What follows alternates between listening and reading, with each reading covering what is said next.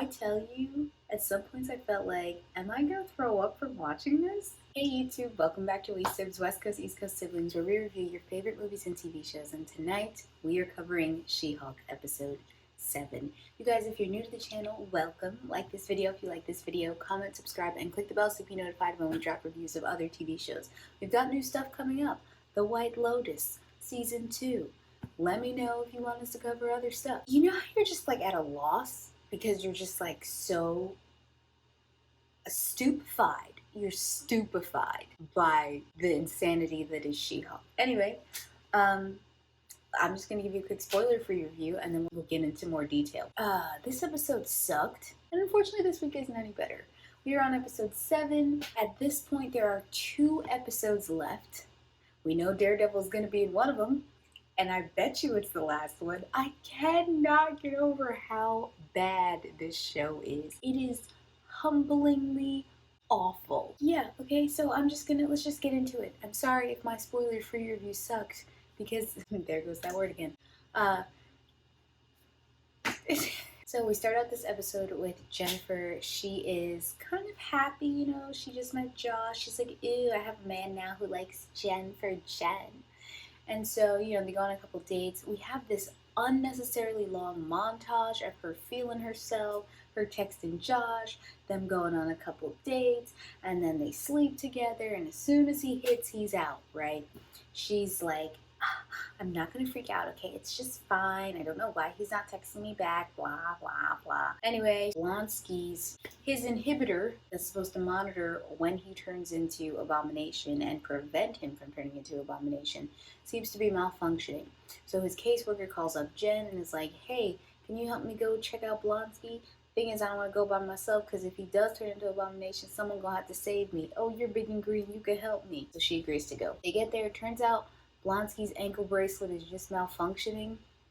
So weak. That's the whole reason they get up there. Jen's on her way out and some big looking Minotaur man, he's called Bullman. He's fighting with some dude who's not a matador, but he's pretty much a matador. And they chuck each other. Somebody gets chucked into the car, and of course Jen's car is completely broken.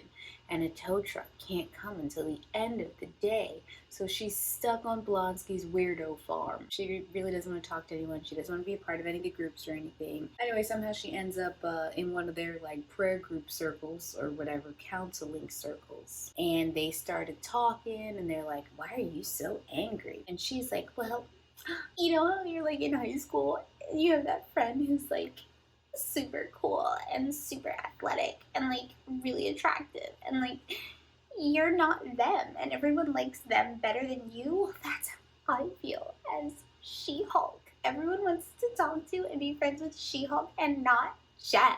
Then everyone comforts her and they're like, listen, you might not have any guys out there who want to hang out with Jen or She-Hulk. You got a whole group of guys here who want to hang out with you.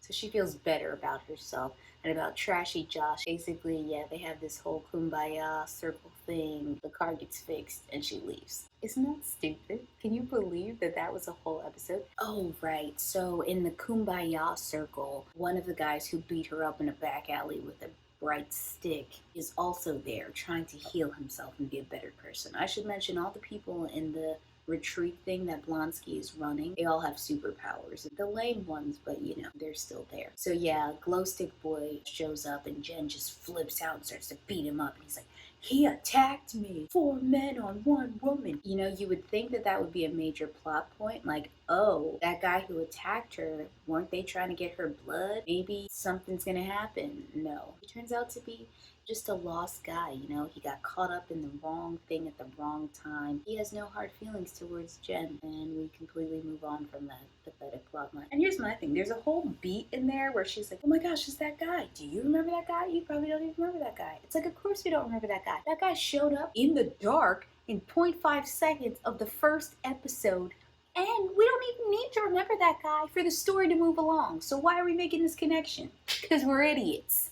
Whew. This show, I mean, we've just hit an all new low. I keep thinking the episodes can't get worse, but this was worse than last week. The writing was a little bit better, and I literally mean the writing was better. Like the words that were coming out of her mouth were better, but the structure of the whole thing was still trash. Jen realizes that a group of losers loves her, and so she can love herself.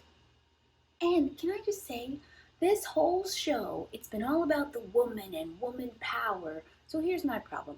This woke, empowered woman spends the entire episode tripping over her phone because some dude won't call her back. What? That's the main motivation? She can't get a dude to call her back? I thought all men were trash and worthless. Oh, we also hear from her little friend, whose name still escapes me. She's Woman Lawyer of the Year. Homegirl makes sure she emphasizes female. She's Female Lawyer of the Year.